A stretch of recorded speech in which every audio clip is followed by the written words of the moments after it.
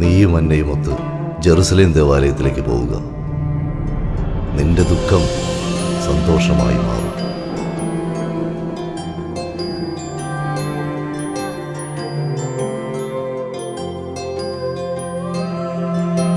രണ്ടാൾക്കിപ്പോ എന്നെ വേണ്ടതായി. ആരാണ് കുഞ്ഞെ നിന്നോട് ഇതൊക്കെ പറഞ്ഞത്? അപ്പനാണോ? നീതിമാനായൊരു മനുഷ്യന്റെ ഭാര്യയാണ് ഞാൻ. വേദനയില്ലാതെ വരുന്നത് അപകടമാണെന്ന് ഞാൻ കേട്ടിട്ടുണ്ട്. നിന്റെ പ്രാർത്ഥനകൾക്ക് ഇതുവരെ ഉത്തരമായില്ല.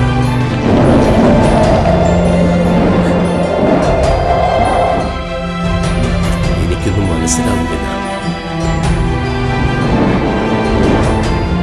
ഇത് ജെറുസലേമിന്റെ നഷ്ടം. നമ്മൾ ജീവിച്ചിരിക്കുമ്പോൾ അത്ഭുതം നടക്കാൻ പാടില്ലെന്നുണ്ടോ?